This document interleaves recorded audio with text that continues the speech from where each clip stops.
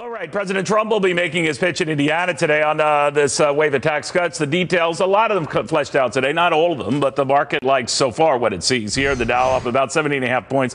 Fairly tepid, though, with volume, I'm told, is tepid, at least for this time of the day. Market Watchers Dave Maney here. We've got Carol Roth and Republican bundler. I did not say bumbler. I said bundler because he's a very rich guy. John Tatum. John, anyway, you begin with you. The markets seem to be relieved this is still on, I guess, and that it still looks like it could happen. But are they risking getting ahead of themselves? A lot of things have to happen first, like support in a Senate that could be very dicey. Timing is everything. You know how committee hearings go. What do you think? Absolutely. I think, well, the market's doing well because it's still the best place to have your money invested. And but I agree with you that there's a lot of hurdles before this is done. And, you know, there's a lot of trade-offs, too. I mean, they're, you know, eliminating the estate tax is the rich man's game. And then, you know, they're lowering the corporate tax. But I think we've got a lot of hurdles before we see success. We thought health care was going to be passed. I'm glad you mentioned that because, Carol, I think that the battle here could be even tougher for tax cuts right now. Obviously, not exactly a Fox alert to say that Chuck Schumer didn't like this plan. So maybe the president found out the hard way that if he thought by making some overtures to Chuck Schumer, Nancy Pelosi, he could grab some votes. He still might among some vulnerable Democrats. But what do you make of that? I certainly hope that it would be easier to get tax reform or at least tax cuts done. If you think about health care, you have to do a lot of things. You have to have coverage for everyone. You have to make sure that that's affordable. You have to make sure it leads to great care. With tax reform, you can basically chunk that up. You can do a tax cut and make that standalone. You can repatriate cash, make that standalone. Then you can simplify. So if they can't do any of those things on a standalone basis, we have some really serious problems, Neil. You know, Dave, I'm wondering if the market's making the assumption that these get through because it's a lighter lift. Is it? What do you think?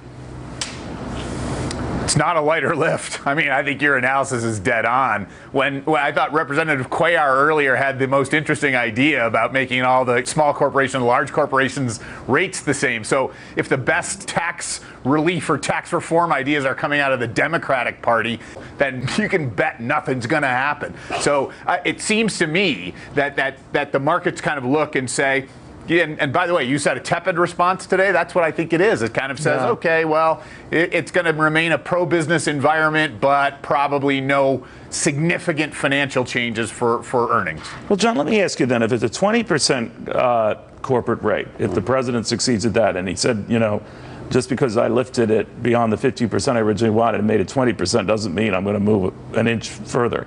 Let's say it's 20% from at least the 35% current. Right now, not everyone pays that, obviously.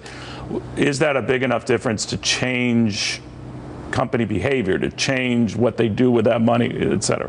Well, I think it depends what corporations are you talking about. Are you talking about small businesses and S corporations, which Let's talk about the big guys right now. Well, the big guys will show a better bottom line to their investors. What about you guys? Well, that's who you need to give the tax breaks to, are S corps, small businesses. So if you get 25%. If it goes from the current, we pay 39, 40%, the highest tax rate. If you lower it to 20%, we're going to invest, hire new people. And we're do going the to same give out. If it were 25%. Absolutely. We're going to hand out larger bonuses, and that's going to put more liquidity in the market, more money in our employees' hands, more money in new employees' hands, and that's what this is. I mean, taxes, Neil, to me, are like bad cholesterol to the heart. You know, it clogs up the system, and they've got to go in to the areas that are going to free up the most amount of money, and that's small businesses, S corporations. You know, I'm not a fan of the estate tax,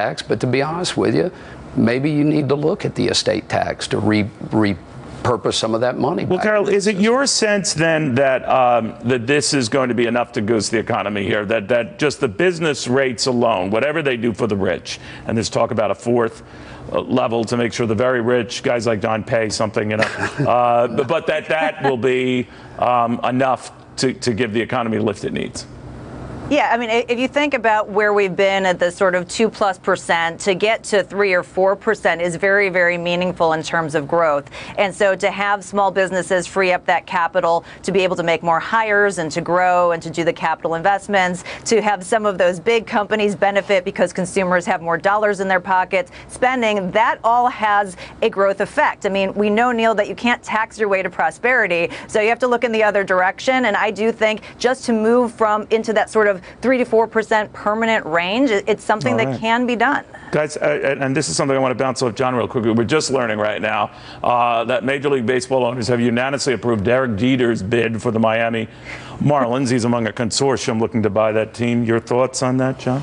I think it's great. I think obviously you've got a new owner in Major League Baseball that is very passionate about the success, knows how to be successful, and I think he's going to bring kind of a marquee celebrity aspect to the team. So I think it's tremendous, and I think Derek will be a great owner, like he was a great champion up here for you and the Yankees. Indeed, he was. All right, guys, thank you all very much. So much breaking news, so little time.